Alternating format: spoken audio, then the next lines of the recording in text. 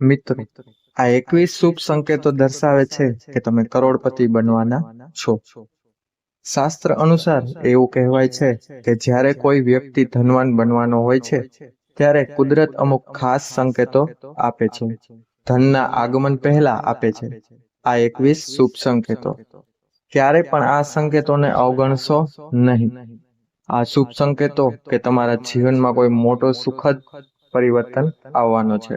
અને બહુ જલ્દી તમારા ઘરમાં માં લક્ષ્મીનું આગમન થશે. હિન્દુ ધર્મમાં દેવી લક્ષ્મીને ધનની દેવી કહેવામાં આવે છે. જે વ્યક્તિ ઉપર માં લક્ષ્મી મહેરબાની કરે છે, તેના ઘરમાં ધનની કોઈ કમી નથી રહેતી. એવી માન્યતાઓ છે કે જે ઘરમાં માતા લક્ષ્મીની કૃપા હોય છે, ત્યાં કોઈ શુભ સંકેતો પણ જોવા મળે છે. માતા લક્ષ્મીને પ્રસન્ન કરવા માટે લોકો ઘરમાં વિવિધ ઉપાયો પણ કરે છે. એવી માન્યતા છે કે જે ઘરમાં દેવી લક્ષ્મીની કૃપા હોય છે, ત્યાં કેટલાક શુભ સંકેતો જોવા મળે છે.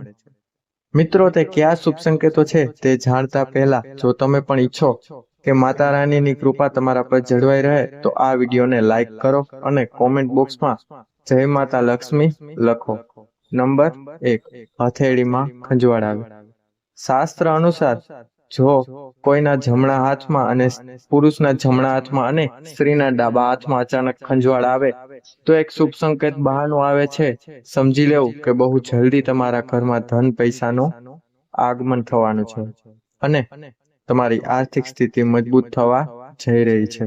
નંબર 2, શંખનો અવાજ સાંભળવો શુભ સંકેત માનવામાં આવે છે કે સવારે શંખનો અવાજ સાંભળતા જ જીવનમાંથી ધન સંબંધિત સમસ્યાઓ દૂર થઈ રહી છે, તો તેને જીવનમાં સારા ફેરફારોનો સંકેત માનવામાં આવે છે.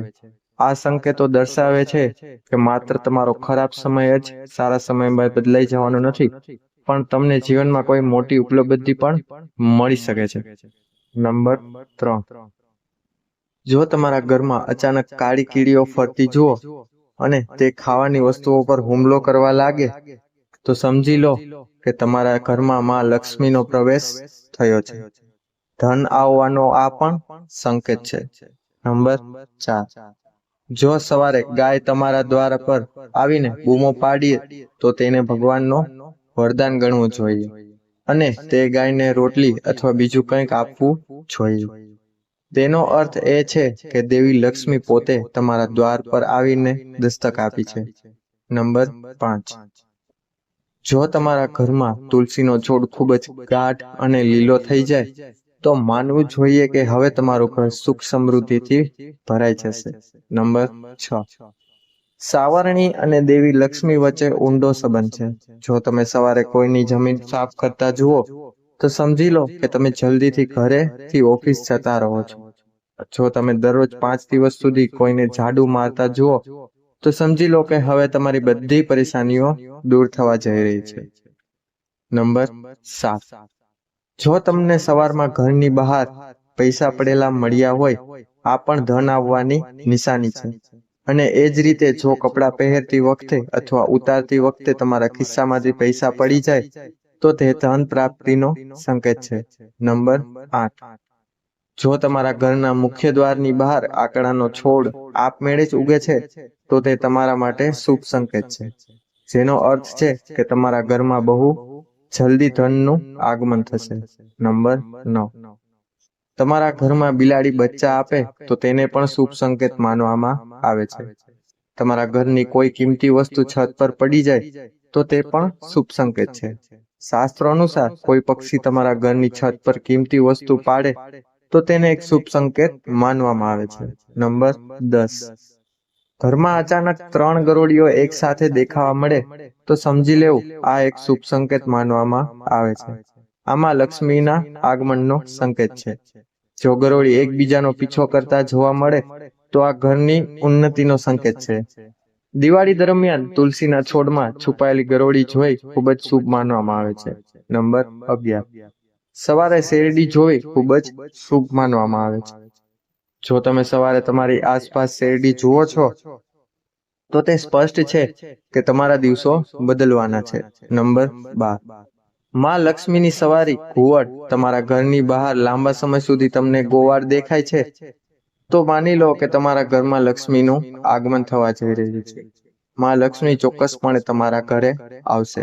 નંબર 13, સપનામાં પીળા અને લાલ ફૂલ જોવા ધન પ્રાપ્તિની નિશાની માનવામાં આવે છે. સ્વપ્નમાં ઊંચાઈ પર ચઢવું એ પ્રગતિ અને સફળતાની નિશાની માનવામાં આવે છે. જો તમે કોઈ કામ માટે ક્યાંક બહાર જઈ રહ્યા હોય અને રસ્તામાં કોઈ કૂતરો તેના મોંમાં શાકાહારી વસ્તુ અથવા રોટલી લઈને જતો જોવા મળે, તો આ સૂચવે છે કે તમને ક્યાંકથી ધન પ્રાપ્ત થવાનું છે. જ્યારે તમને દેવી લક્ષ્મીનો આશીર્વાદ મળે છે, ત્યારે તમે બ્રહ્મ મુહૂર્તમાં જાગવાનું શરૂ કરો છો. તમારી દિનચર્યામાં સુધારો થવા લાગે છે અને ધીમે ધીમે બધી મુશ્કેલીઓ દૂર થઈ જાય છે. શાસ્ત્રોમાં એમ પણ કહ્યું છે કે જો તમે સવારે 3 થી 5 વાગ્યાની વચ્ચે જાગી જાઓ છો, તો તમારા જીવનમાંથી દુઃખના વાદળો દૂર થવા લાગે છે અને તમારા પરિવાર પર મહાલક્ષ્મીની કૃપા વરસવા લાગે છે. નંબર 16, જો તમે તમારા સપનામાં પોપટ જુઓ છો, તો તમારે તેને શુભ સંકેત માનવો જોઈએ. કે તમારા સ્વપ્નમાં પોપટ જોવાનો અર્થ એ છે કે તમારી આર્થિક સમસ્યાઓ ટૂંક સમયમાં દૂર થઈ જશે અને દેવી લક્ષ્મી તમને આશીર્વાદ આપશે અને તમને ટૂંક સમયમાં ધન પ્રાપ્ત થશે. નંબર 17, જો તમે તમારા સપનામાં સાવરણી, ઘુવડ, હાથી, મોર, શંખ, કેળું કે ગરોળી જુઓ, તો માની લો કે હવે તમારું ધનવાન બનવાનું સપનું ટૂંક જ સમયમાં સમાપ્ત થવા જઈ રહ્યું છે. સવારે ઉઠતાની સાથે જ શંખનો અવાજ સાંભળવો એ પણ એક શુભ સંકેત માનવામાં આવે છે.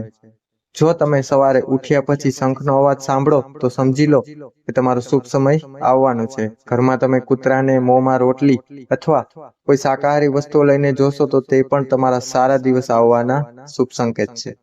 નંબર 19, કોઈ શુભ કાર્ય માટે જતી વખતે કિન્નરને જોવું શુભ સંકેત મનાય છે.